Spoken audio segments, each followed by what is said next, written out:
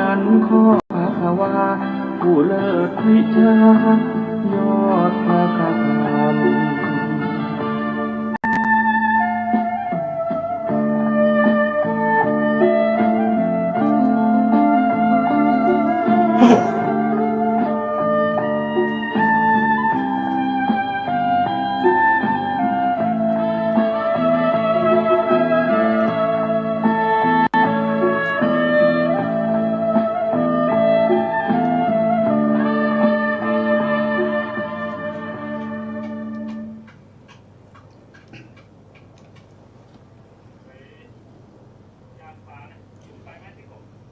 พุทธัง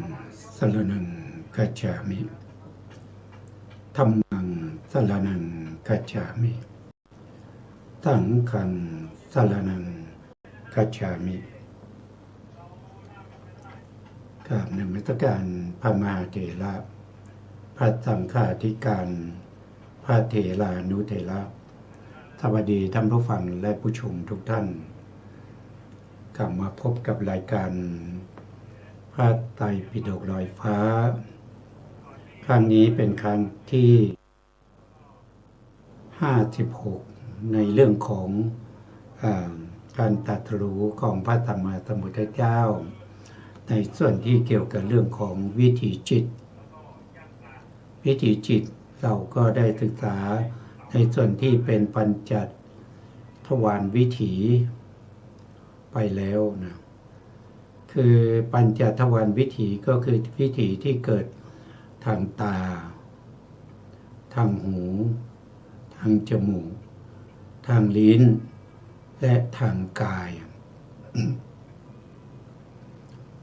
จริงๆแล้วเนี่ยทาง5ทวารวิถีจิตก็จะเหมือนกันนะครับวิถีจิตก็จะเหมือนกันเพียงแต่เปลี่ยนทวิปัญจวิญญาณจิต10เท่านั้นเองถ้าเป็นวิถีทางตาเรียกว่าจักขุทวารวิถีก็เปลี่ยนเป็นจักขุวิญญาณจิตจักขุวิญญาณจิตมีอยู่2ดวงจะเป็นกุศลหรืออกุศลก็ขึ้นอยู่กับอารมณ์ที่กระทบกับจักขุประสาทว่าเป็นอารมณ์ที่ดีหรือไม่ดีแล้วอะไรเป็นอารมณ์ที่ดีอารมณ์ที่ดีก็คือยกตัวอย่างเช่นอารมณ์ที่เป็น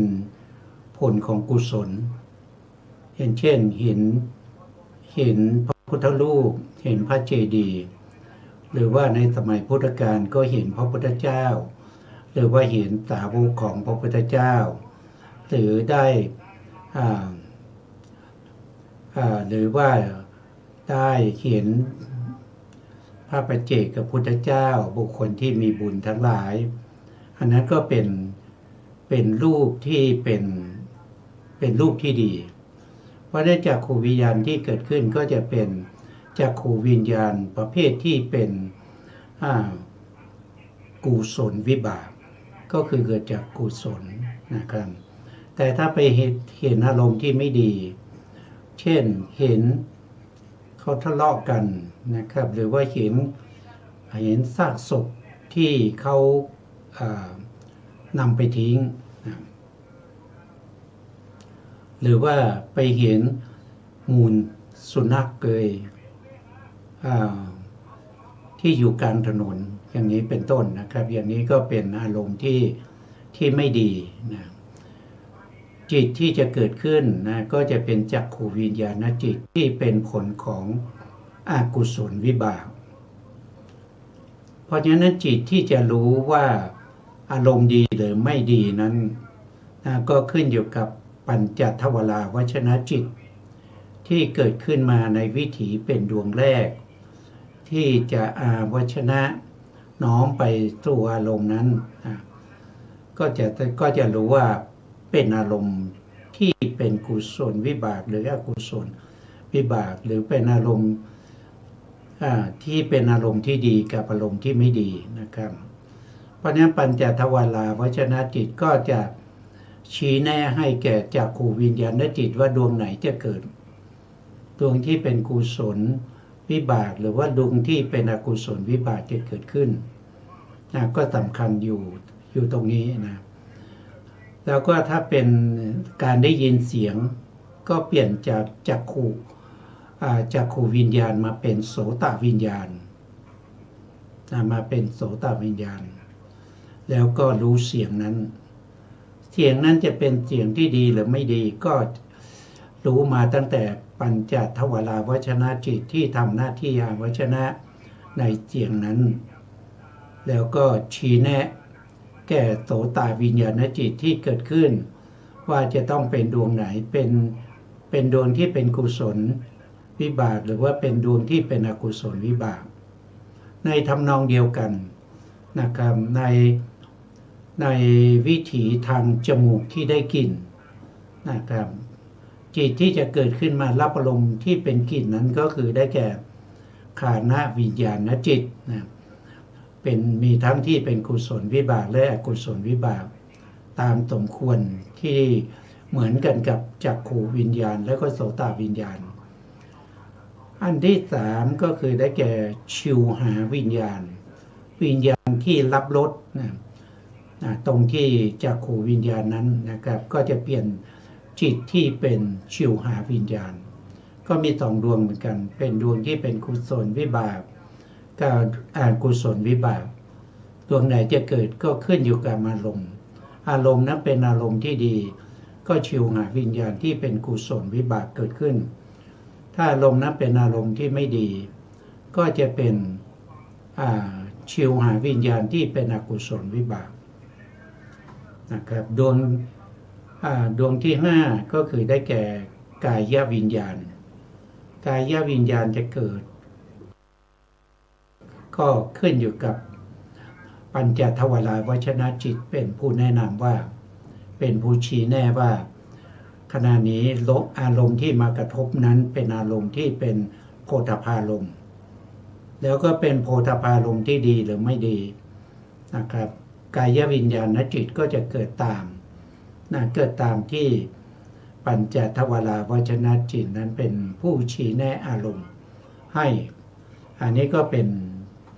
ปัญจทวารวิถีเกิดทางตาทางหูทางจมูกทางลิ้นแล้วก็ทางกายนี่เราก็ได้ศึกษาพันไปแล้วนะตรงที่เราศึกษานั้นเรายกเฉพาะตัวที่เป็นจักขุวิญญาณนะครับมันก็ไม่มีอะไรแตกต่างกันนะครับระหว่างโสตวิญญาณฆานวิญญาณชิวหาวิญญาณกายวิญญาณนะครับวิถีก็เหมือนเดิมแต่เพียงแต่เปลี่ยนทวิปัญจวิญญาณจิตไปตามอะไรก็ไปตามอารมณ์ที่มากระทบกับประสาททั้งหลายแล้วก็ปัญจทวาราวชนะจิตเป็นผู้ที่พิจารณาอารมณ์นั้นนะครับเราก็ศึกษากันไปจบแล้วแต่เรื่องของวิถีรูปเราก็ยังไม่ได้ศึกษานะครับแล้วเราก็มาศึกษาในส่วนที่เป็นมโนทวารวิถีนะมโนทวารวิถีนี้เป็นวิถีที่เกิดทางใจนะวิถีที่เกิดทางใจเนี่ยก็จะมีวิถีที่สั้นหรือที่เรียกว่าเป็นจิตตขณะนะครับไม่มากนะครับมีแค่3ขณะเท่านั้นเองนะครับ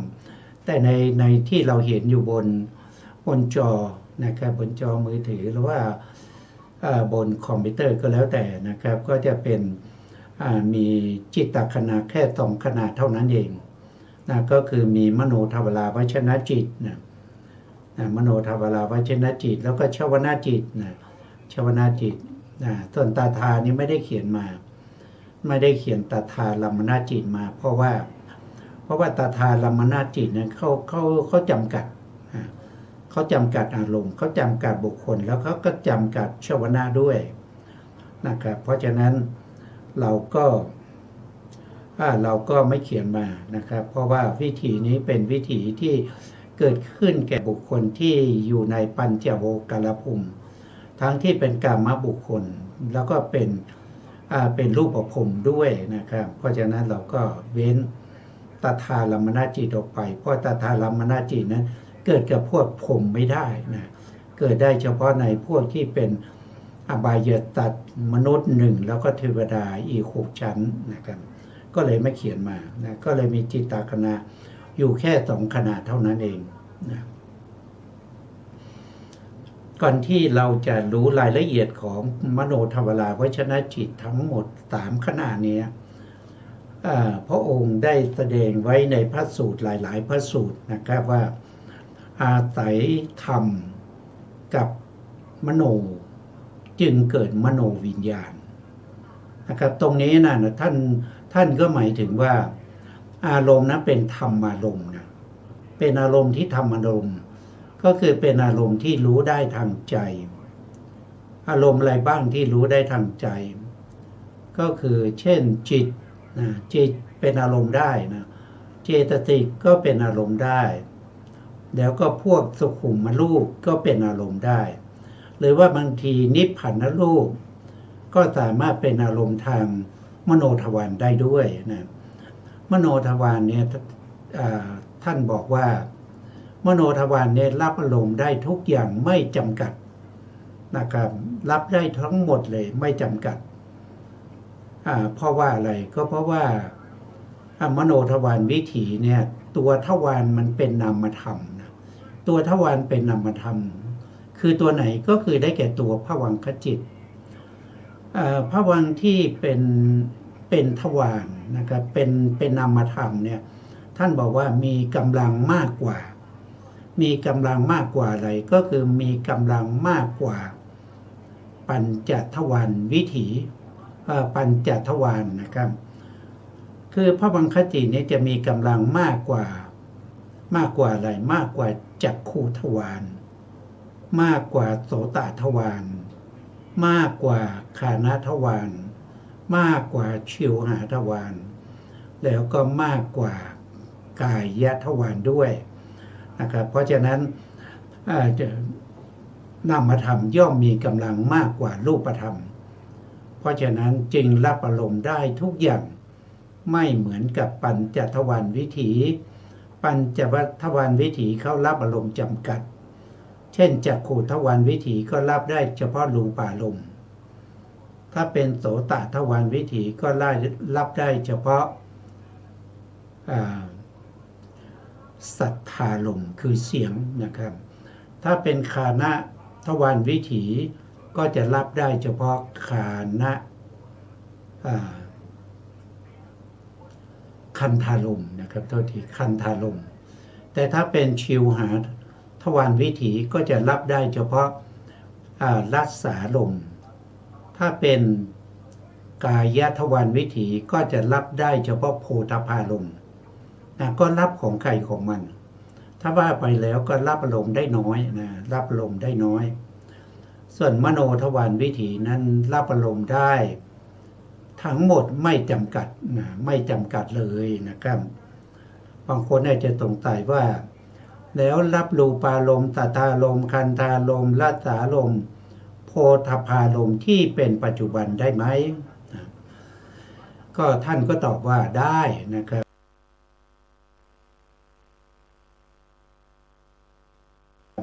แล้วไปรับตอนไหนนะครับย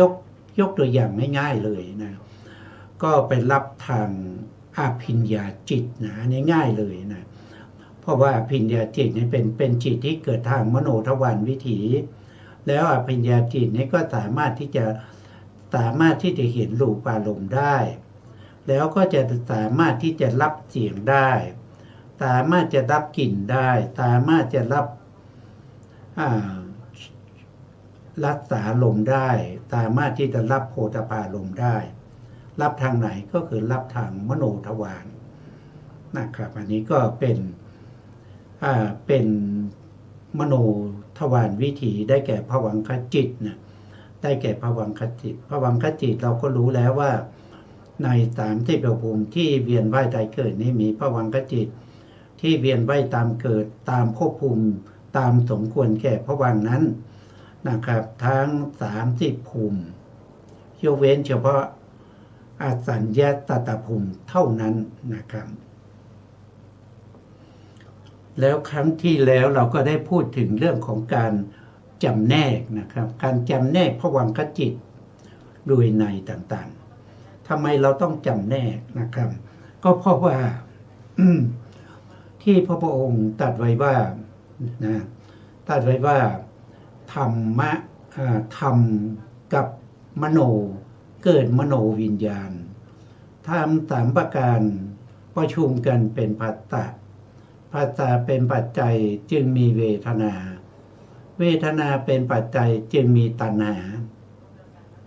แล้วพระองค์ยังกล่าวต่อไปว่าควรรู้ยิ่งธรรมที่ควรรู้ยิ่งในมโนทวารก็คือได้แก่ภวังคจิต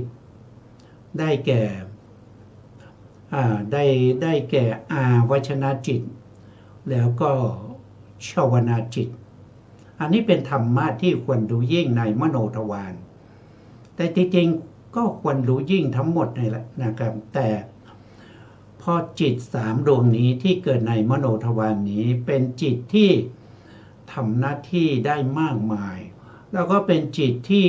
จะทำให้บุคคลที่เป็นปุถุชน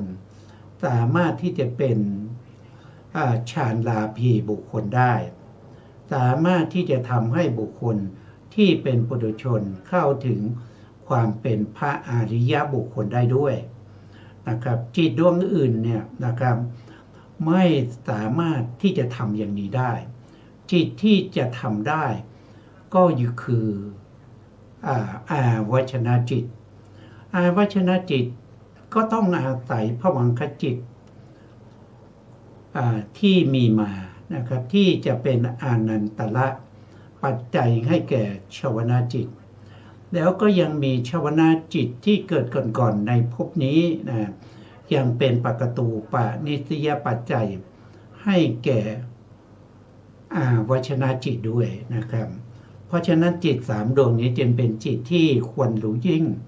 เป็นจิตที่ควรรู้ชัดเป็นจิตที่ควรกำหนดรู้ด้วยสภาวะลักษณะเป็นจิตที่ควรกำหนดรอบรู้ด้วยสามัญญลักษณะสามัญญลักษณะคืออะไรก็คือเป็นจิตที่ควรกำหนดรอบรู้ถึงความเป็นอนิจจังทุกขังอนัตตาของจิตเหล่านี้ตามความเป็นจริงที่เขาเป็นนี่เรียกว่าเป็นควรกำหนดรอบรู้ด้วยสามัญญลักษณะแล้วก็สงสัยอีกว่าแล้วที่บอกว่าควรรู้ยิ่งด้วยสภาวะนั่นคืออะไรสภาวะก็คือตัวจริงๆของธรรมเหล่านั้นนะครับคำว่าสภาวะลักษณะเนี่ยมันก็คือลักษณะของธรรมทั้งหลายที่เรากำลังพูดถึงก็คือภวังคจิตนะภวังคจิตเนี่ยเราต้องรู้ถึงลักษณะของเขาด้วยนั่นคือมีลักษณะอย่างไรก็คือมีลักษณะคือรู้แจ้งอารมณ์ในมรณะสันนการในภพก่อนเมื่อใกล้จะตายนะครับอันนี้เป็นการ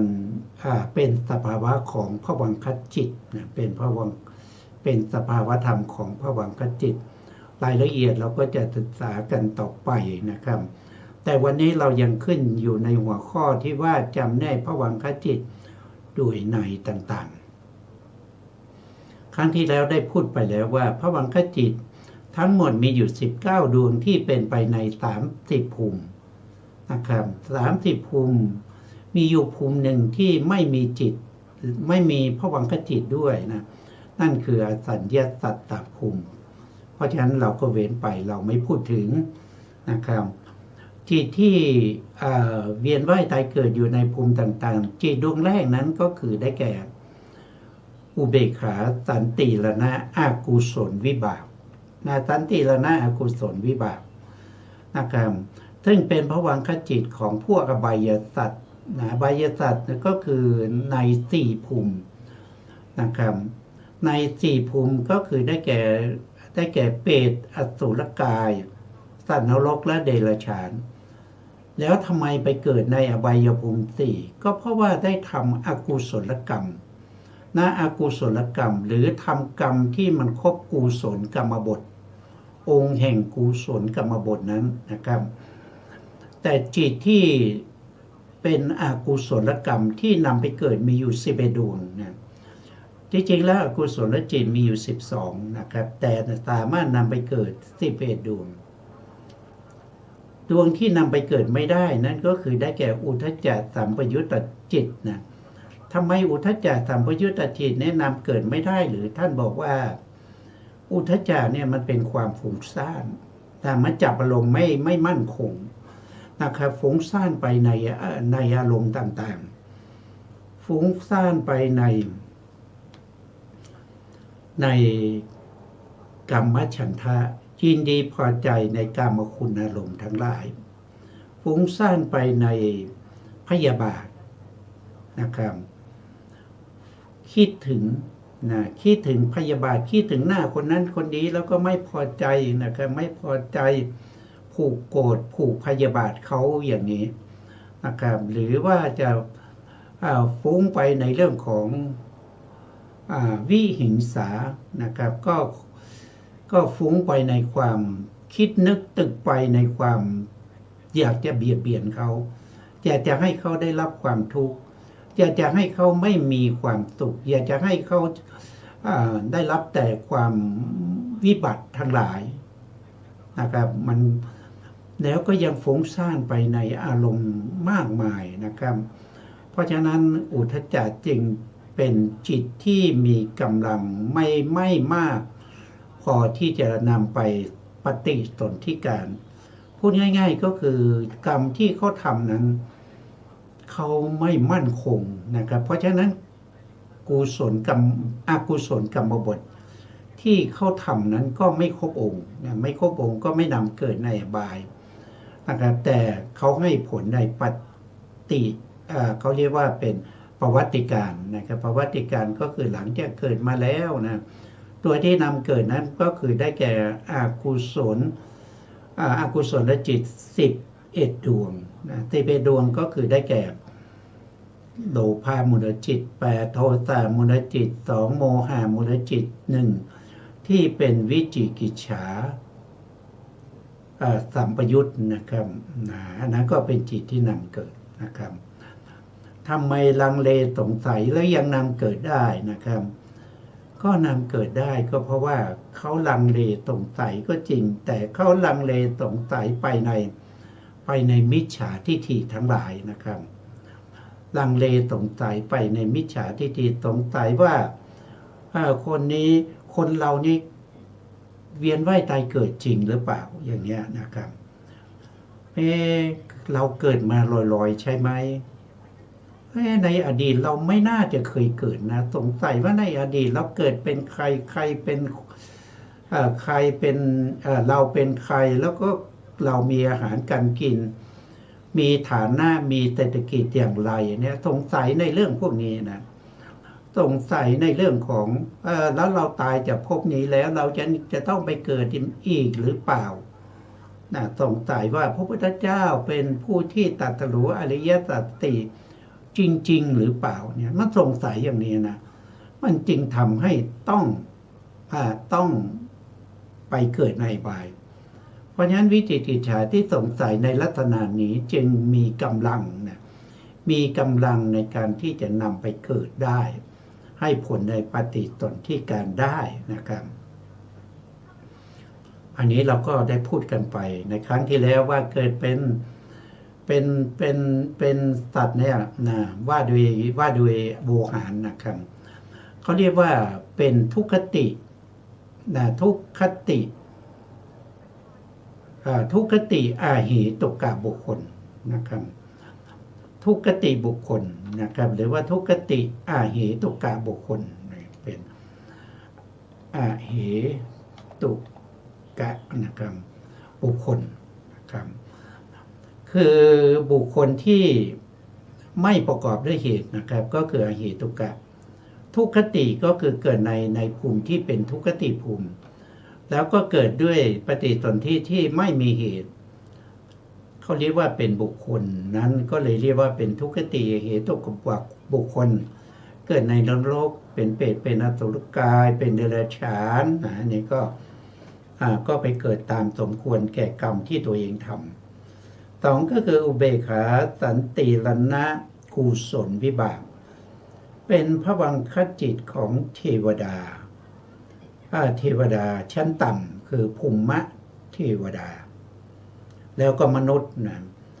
มนุษย์เทวดาและมนุษย์ที่เกิดในด้วยอุเบกขาสันติรณะอกุศลวิบากนี้นะเกิดมาต้องเป็นบุคคลที่พิกลพิการอย่างใดอย่างหนึ่งคือเขาจะพิการมาตั้งแต่ปฏิสนธิแล้วนะเช่นตาบอดบ้างหูหนวกบ้างเป็นใบ้เป็นบ้านะครับตั้งแต่เกิดมาเลยนะครับหรือบางคนก็มีสภาวะบกพร่องทางสติปัญญานะเกิดจากอกุศลและเกิดจากกุศลกรรมนะครับตรงนี้พ่อเป็นอะไรพ่อเกิดมาเป็นมนุษย์และเทวดาพ่อกุศลกรรมที่ไม่ประกอบด้วยเหตุนะพ่อเป็นอุเบกขานะครับอันนี้ต้องเป็นไม่ประกอบด้วยเหตุนะไม่ประกอบด้วยเหตุใดเหตุหนึ่งนะครับไม่มีเหตุนะครับไม่ประกอบด้วยไม่ประกอบด้วยโทตาอะโลภะเหตุโทตาเหตุละโมหะเหตุไม่มีเหตุประกอบเลยแล้วก็มีกำลังอ่อนนะครับตรงนี้เมื่อกี้น่าจะถูกแล้วนะ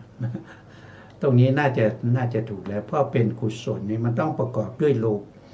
ลภะเหตุโมหะเหตุอยู่แล้วแต่ไม่ได้ประกอบด้วยโมหะเหตุก็คือปัญญานะครับเมื่อกี้ถูกแล้วนะถูกแล้วต้องขอโทษด้วยนะครับและมีกำลังอ่อนนะครับเป็นเหตุให้ภวังคจิตที่เป็นอุเบกขาสันติรณะ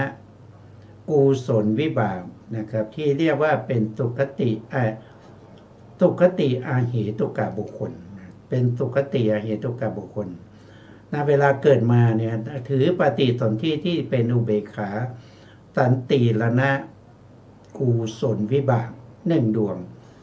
ปฏิสนธิจิตของเขานั้นไม่มีอโลภะเหตุอโทตาเหตุแล้วก็ไม่มีอโมหะเหตุแต่เป็นผลของกุศลนะครับแต่ถ้าเป็นผลของอกุศลนั้นเขาจะมีเหตุเขาไม่มีเหตุเหมือนกันแต่เป็นผลของอกุศลนะครับนะก็เป็นอเหตุกะเหมือนกันนะครับอันนี้ก็ว่าไปเมื่อครั้งที่แล้วนะครับต่อไปก็มหาวิปากะนะก็ตรงนี้เป็นวิปากะนะวิปากะญาณวิปยุตตจิต4ดวงก็คือเกิดด้วยมหากุศลญาณวิปยุตก็คือไม่ประกอบด้วยปัญญาแต่เขามีเหตุประกอบนะเขามีเหตุที่ไม่ใช่ปัญญาก็คืออโลภะกับโทสะประกอบนะเป็นภวังคจิตของมนุษย์และเทวดา6ชั้นนะเทวดา6ชั้นก็คือตั้งแต่จาตุมมหาราชิกาในภูมินี้จะมีปฏิสนธิจิต2ดวงนะครับก็คือมีอุเบกขาสันติรณะกุศลวิบากดวงหนึ่งแล้วก็มีมหาวิบากญาณวิปยุตดวงหนึ่งนะครับตอนนี้เราถึงตรงนี้นะครับ6ชั้นเลยนะครับที่เกิดจากกุศลกรรมที่ไม่ประกอบด้วยปัญญาแต่มีกำลังมากนะครับในขณะที่เราทำกุศลนั้นเราไม่มีปัญญาหรอกนะครับแต่มันมีกำลังแรงที่ไม่มีปัญญาแต่มีกำลังแรงไม่รู้ในเรื่องของกรรมมัตตตาปัญญาไม่รู้ว่าสัตว์ทั้งหลายย่อมมีกรรมเป็นของตนแต่ทำกุศลด้วยกำลังที่มีกำลังมากนะครับเพราะฉะนั้นนะครับเขาจึงได้ภวังคจิตที่เป็นมหาวิบากญาณวิปยุต4ดวงใดดวงหนึ่งนะครับไม่ประกอบด้วยปัญญาต่อไปนะครับและกุศลกรรมที่ประกอบด้วยปัญญาแต่มีกำลังอ่อนบุคคลนี้มีปัญญานะครับแต่ปัญญามีกำลังอ่อนรู้ว่าสัตว์ทั้งหลายย่อมมีกรรมเป็นของตนนะครับมีกรรมสกตาปัญญาแต่ปัญญาของเขานั้นมีกำลังอ่อนมากนะครับจึงส่งผลให้เข้าไปได้ปฏิสนธิประเภทที่เป็นญาณวิปยุต คือตัวปัญญาที่เป็นเหตุมีกำลังอ่อนจึงส่งผลให้ปฏิสนธิจิตของเขานั้นไม่มีปัญญานะไม่มีปัญญานะครับได้ภวังคจิตที่เป็นทวิเหตุกะปฏิสนธิที่เรียกว่าทวิเหตุกะบุคคลหรือทวิเหตุกะภวังคจิต4 ดวงดวงใดดวงหนึ่งนะ4 ดวงนั้นคืออะไรก็คือได้แก่สมนัตตตากตังญาณวิปยุตตังอาสังขาริกังนะดวงที่3นะดวงที่3ถ้าเราดูในแผนภูมิเราก็จะเห็นนะครับอย่างในแผนภูมินะครับนี่คือมหาวิบากนะมหาวิบากญาณวิปยุตนะครับดวงที่3ก็คือดวงนี้นะครับเป็นญาณวิปยุตนะครับก็เรียกว่าเป็นสมนัตตตากตังญาณวิปยุตตังอาสังขาริกังจิตที่เกิดขึ้นพร้อมด้วยความดีใจไม่ประกอบด้วยปัญญามีกำลังมากนะครับหรือจะแปลจากข้างหลังมานะครับว่าจิตที่ไม่มีการชักชวนเกิดพร้อมด้วยสมนัสเวทนาไม่ประกอบด้วยปัญญานะครับอันนี้นะครับต่อไปดูต่อนะครับดูต่อดวงต่อไปนะดวงต่อไปก็ชื่อว่าสมนัตตตากตังญาณวิปยุตตังตตังคาลิกังก็คือดวงที่4ดวงที่4คือดวงไหนดวงที่4ก็คือดวงนี้นะดวงที่1เ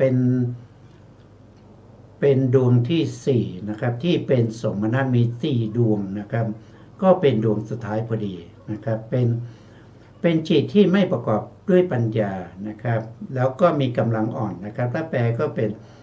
จิตที่มีกำลังอ่อนเกิดขึ้นพร้อมด้วยความดีใจ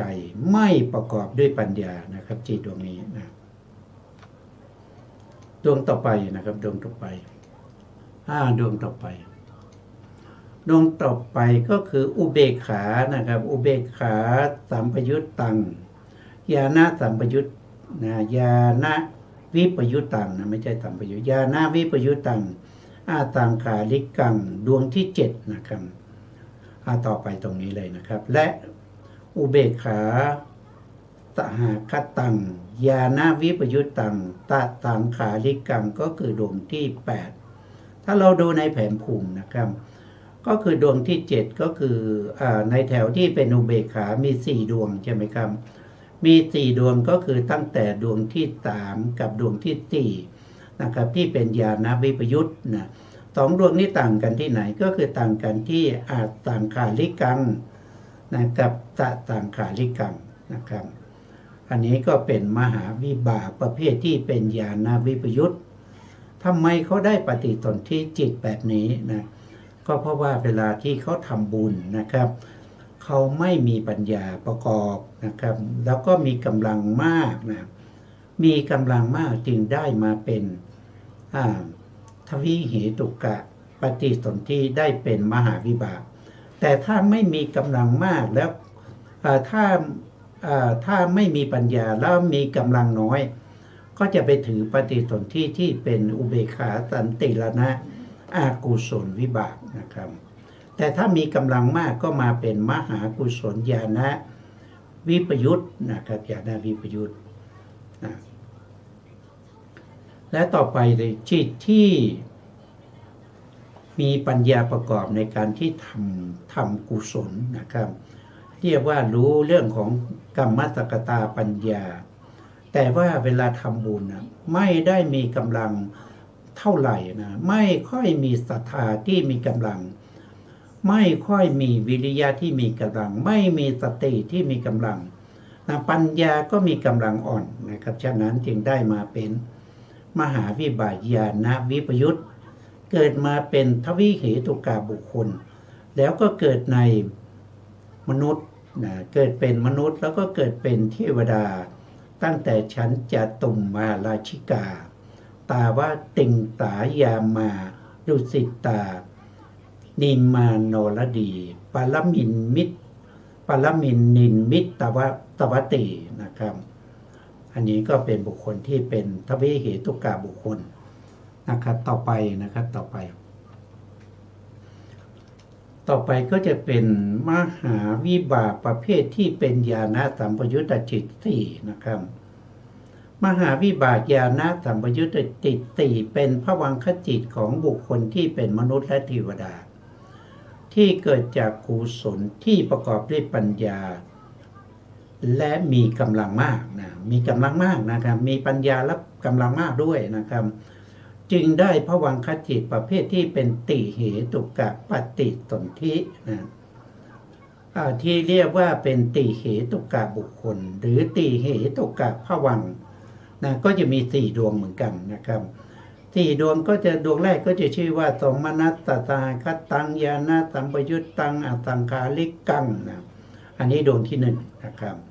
ดวงที่2ก็คือสมนัสตตาคตังญาณสัมปยุตตังตสังขาริกัง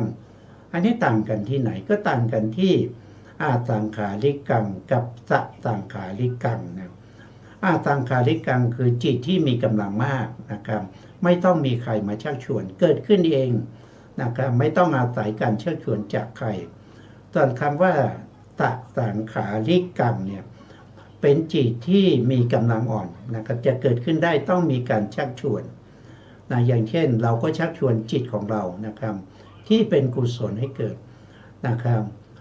เราไปใส่บาตรพรุ่งนี้นะเราไปใส่บาตรเราต้องเตรียมอาหารเราต้องไปตอนเช้าเราจะต้องไปใส่บาตรกับพระภิกษุ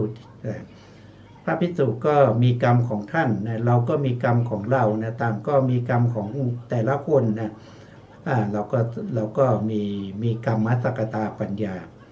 แล้วก็ชักชวนให้จิตเกิดขึ้นจิตที่เป็นมหากุศล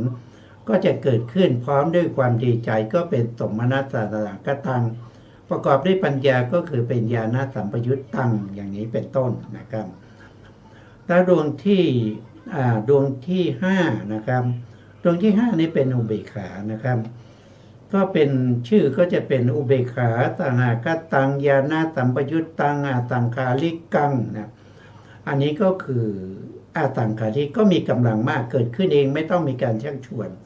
ประกอบด้วยปัญญาด้วยแต่เป็นบุคคลที่ยิ้มยากอุปนิสัยเขาเป็นคนยิ้มยากนะครับเพราะฉะนั้นเขาจึงมีอุเบกขานะครับไม่ได้เป็นสมนัสถามว่าดีไหมก็ดีนะครับดีกว่าจิตที่เป็นญาณวิปยุตนะครับเพราะว่าจิตดวงนี้มีกำลังด้วยเป็นอุเบกขาด้วยต่อไปดวงสุดท้ายนะครับก็คือได้แก่อุเบกขา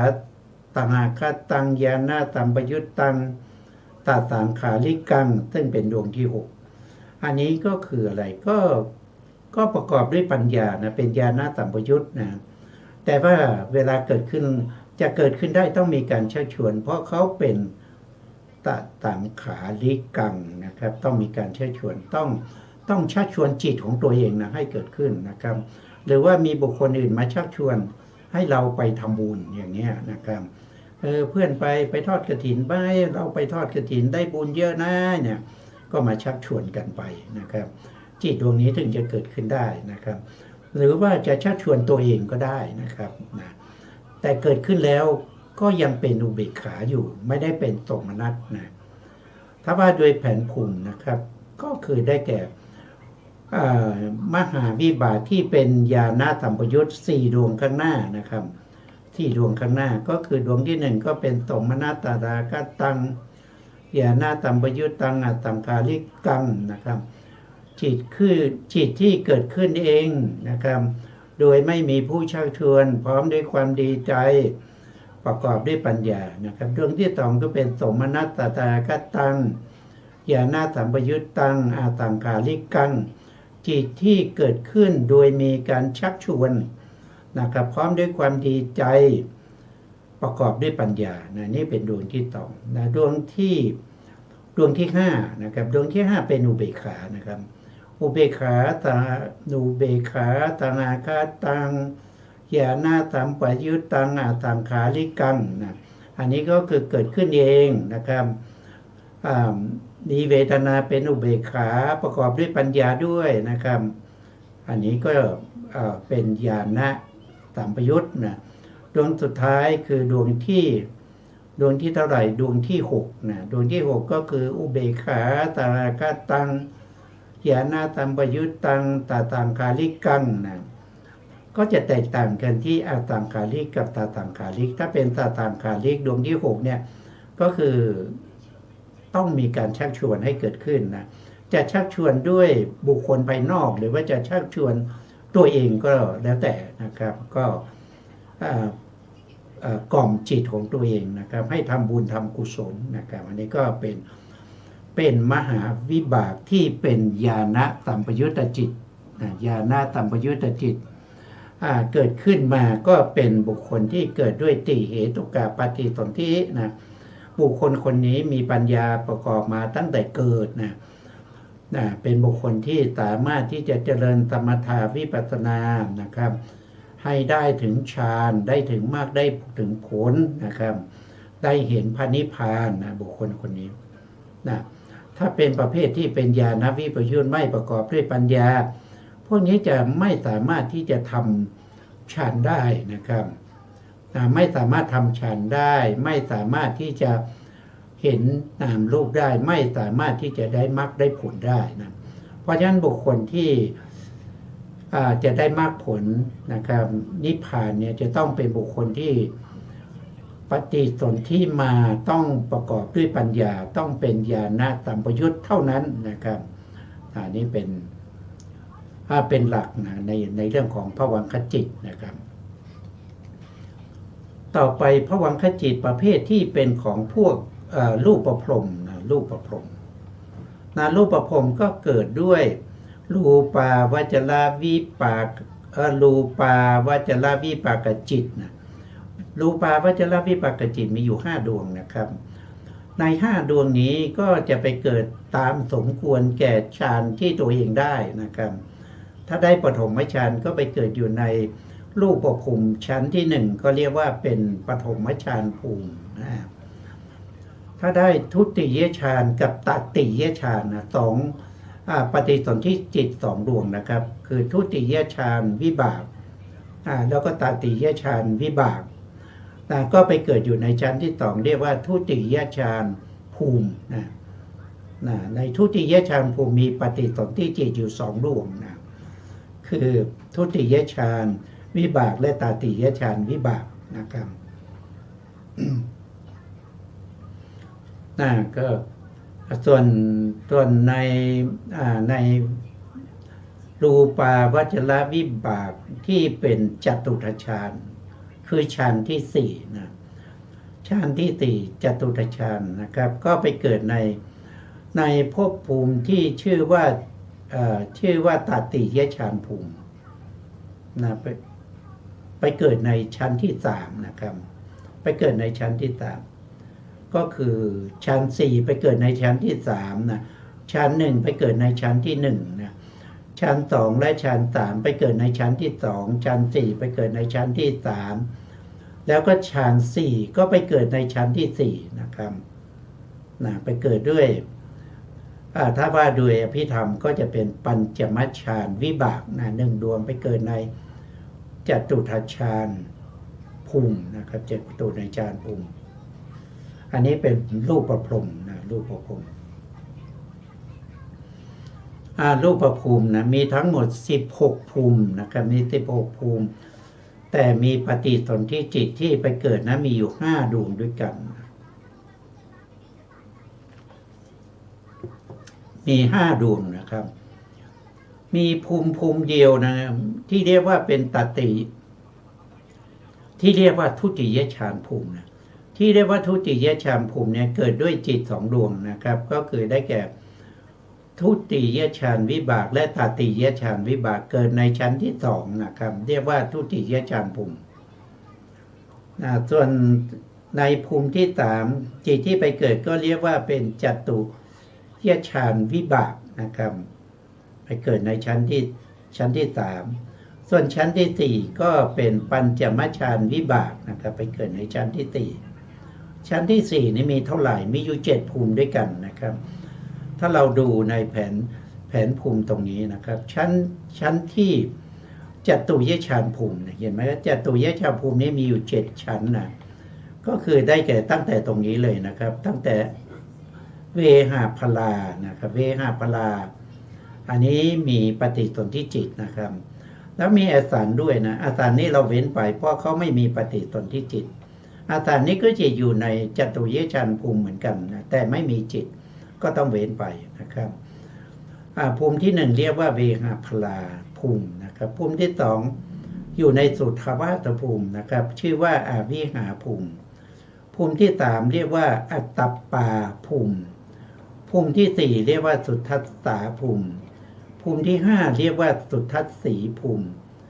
ภูมิที่หกนะครับอากนิฐาภูมิ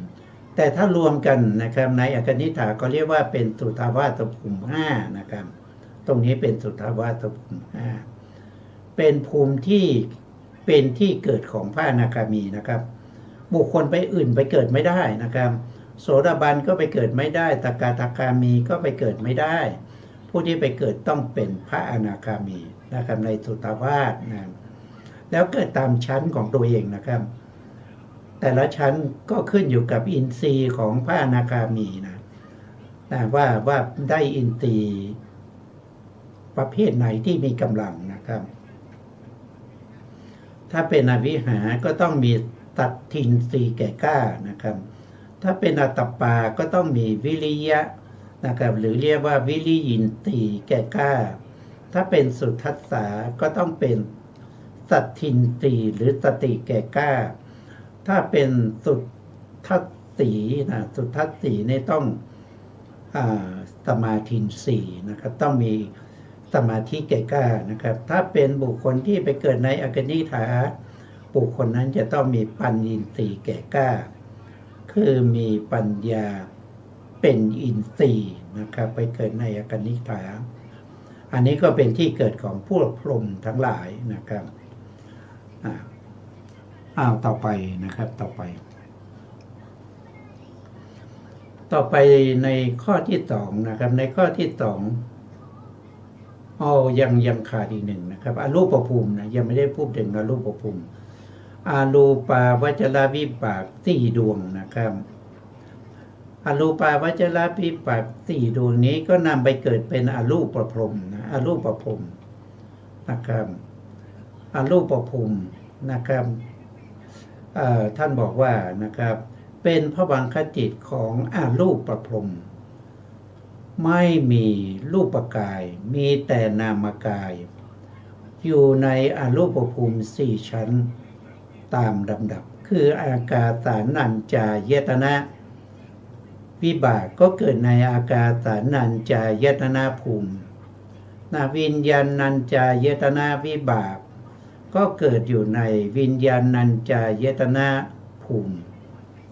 แล้วดวงที่สามก็คืออากินจัญญายตนะวิบากก็ไปเกิดอยู่ในอากินจัญญายตนะภูมิ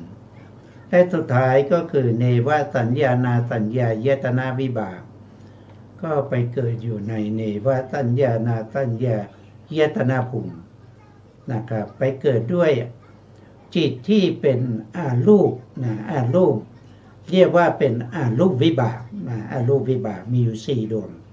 นะพวกนี้เป็นบุคคลที่ไม่มีรูปมีแต่นามอย่างเดียวนะครับมีแต่นามอย่างเดียวอันนี้ก็ผ่านไปในข้อที่หนึ่งนะในข้อที่หนึ่งจำแนกโดยความเป็นจำแนกโดยภวังคจิต19นะครับก็จะมีอยู่ทั้งหมด6ข้อด้วยกันในข้อที่1อุเบกขาสันติละนากุศลวิบากเกิดในอบายภูมิ4ข้อที่2สันติละนากุศลวิบากเกิดในเทวดาจาตุมนะเทวดาชั้นต่ำนะครับภูมิมาทเทวดาแล้วก็เกิดเป็นมนุษย์พิกลพิการตาบอดหูหนวกเป็นบ้าเป็นใบ้หรือว่าเป็นเด็กที่มีสภาวะทางสติปัญญาบกพร่องนะ3ก็คือเกิดมาเป็นบุคคลที่เป็นญาณวิปยุตนะครับนะอันนี้ก็มีรูปร่างสมบูรณ์นะครับมีอวัยวะครบ32แต่เขาไม่มีปัญญาประกอบนะส่วนคนที่4ก็คือมหาวิบากญาณสัมปยุต อันนี้สมบูรณ์นะครับเป็นติเหตุกะปฏิสนธิมีปัญญามาตั้งแต่กำเนิดสามารถที่จะเจริญวิปัสสนาหรือเจริญสมถะสมาธิเข้าถึงฌานได้เจริญวิปัสสนาเห็นรูปเห็นนามเข้าถึงมรรคถึงผลได้เห็นนิพพานเอานิพพานมาเป็นอารมณ์ได้นะครับส่วน5ก็คือได้แก่รูปาวจรวิปากจิตในนี้เป็นของพวกรูปประพรหมอันนี้มีปัญญาประกอบเหมือนกันนะครับสามารถที่จะเจริญสมาธิต่อได้นะครับถ้าไปเกิดในปฐมฌานก็สามารถที่จะเจริญสมาธิให้เป็นทุติยฌานตติยฌานจตุตฌานไปเกิดในภพภูมิต่างๆเจริญวิปัสสนาก็ได้มรรคได้ผลด้วยนะครับอันนี้ก็เป็นรูปาวจรวิปากจิต4ส่วนสุดท้ายนะครับก็คือข้อที่5ข้อที่5ก็คืออรูปาวจรวิปากจิต4เกิดในอรูปภูมิพวกนี้มีปัญญาประกอบเหมือนกันแต่ไม่มีรูปนะเพราะฉะนั้นบุคคลที่เกิดในอรูปภูมินี้เป็นบุคคลที่ไม่สามารถทำโสดาปัตติมรรคให้เกิดขึ้นได้นะเพราะว่าเขาไม่มีรูปนะเพราะว่าการที่จะได้รูปได้นามนะจะต้องใช้กำลังของรูปและนามนะครับถึงจะสามารถบรรลุโสดาปัตติมรรคได้ถ้าเขาเป็นปุถุชนไปเกิดในรูปภูมิเนี่ยเขาไม่สามารถทำวิปัสสนาได้นะครับเพราะฉะนั้นก็เขาเรียกว่าไปเกิดในภูมิเหล่านี้มันเขาเรียกว่าชีพหายแล้วนะเพราะไม่สามารถที่จะทำโสดาปัตติมรรคได้นะครับแต่ถ้าบุคคลที่ได้โสดาปัตติมรรคมาจากโลกมนุษย์นะหรือว่ามาจากรูปภูมิหรือว่ามาจากเทวดาแล้วมาเกิดในอรูปภูมิเขาสามารถที่จะทำวิปัสสนาต่อไปได้นะครับสามารถที่จะทำวิปัสสนาให้บรรลุสกทาคามีอนาคามีแล้วก็พระอรหันต์ได้แล้วก็ปรินิพพานในอรูปภูมินะครับที่เขาทำไม่ได้อย่างเดียวนั่นก็คือโสดาปัตติมรรคนะครับเพราะโสดาปัตติมรรคจะเจริญได้ต้องอาศัยรูปและนามนะครับต้องเจริญทั้งรูปและนามนี่ก็เป็นข้อที่1นะครับในการจำแนกภวังคจิตนะครับต่อไปในข้อที่2นะครับจำแนกโดยความเป็นชาติภวังคจิตทั้ง19ดวงนี้ถ้าว่าโดยชาติเขาจะเป็นวิปากชาตินะครับเขาจะเป็นกุศลชาติไม่ได้เพราะเขาเป็นผลของกุศลและอกุศลก็เป็นวิปากชาติเขาจะเป็นกิริยาชาติก็ไม่ได้นะเพราะว่าเขาไม่ใช่จิตของไม่ใช่จิตที่ทำหน้าที่ชวนาของพระอรหันต์นะครับเขาเป็นวิบากนะครับเป็นจิตที่ทำหน้าที่ปฏิสนธิภวังค์จุตินะครับถ้าเป็นกามบุคคลก็ทำหน้าที่ตถาด้วยนะถ้าเป็นอเหตุกาบุคคลก็ทำหน้าที่สันติรณะด้วยนะครับอันนี้ก็จำแนกโดยความเป็นชาติได้ชาติเดียวนะครับก็คือวิปากชาติจิตทั้งจิตภวังคจิต19ทั้งหมดจำแนกโดยความเป็นชาติได้วิปากชาตินะครับต่อไปในข้อที่3นะครับจำแนกโดยความเป็นภูมิภวังคจิตนะครับที่เกิดใน30ภูมิถ้าจำแนกโดยความเป็นภูมิก็คือได้กามาวจรภูมิ10นะครับกามาวจรภูมิ10เนี่ยเกิดด้วยปฏิสนธิจิต10ดวงนะครับก็คือได้แก่อุเบกขาสันติรณจิต2แล้วก็มหาวิปากจิต8เกิดใน10ภูมิโทษทีเกิดใน11ภูมิโทษทีเกิดในสุคติภูมิ7นะครับเกิดในสุคติภูมิ7แล้วก็อุเบกขาสันติรณะนั้นจะไปเกิดในอบายด้วยรวมเป็น11ภูมินะครับรวมเป็นคือกามาวจรภูมิ10นะครับ แล้วก็อรูปาวจระเนี่ยนะครับก็ไปเกิดในรูปภูมิอรูปาวจระนี้ก็ไปเกิดในอรูปภูมินะครับอันนี้ก็ยังไม่จบนะครับยังไม่จบแต่ว่าเวลาหมดแล้วนะครับเพราะฉะนั้นเราก็อาจจะต้องคืนเวลาให้ทางสถานีแล้วก็จะได้พบกันใหม่ในครั้งต่อไปครับวันนี้เวลาหมดต้องหมดเวลานะครับสถานีนะครับก็ขอกราบขอบพระคุณพระครูสมุทรวิสุวัฒน์พลกิจโจผู้อำนวยการสถานีวิทยุเพื่อการศึกษาพระพุทธศาสนาและวัฒนธรรมFM 104.5 เมกะเฮิรตซ์วัดฝ่ายหินจังหวัดเชียงใหม่ได้ขอกราบขอบคุณพระครูปริยัติยานุศาสตร์ขอบคุณท่านผู้ฟังและผู้ชมทุกท่านนะครับที่ให้เกียรติติดตามในรายการพระไตรปิฎกลอยฟ้าพบกันใหม่ในครั้งต่อไปครับวันนี้ลาไปก่อนครับสวัสดีครับ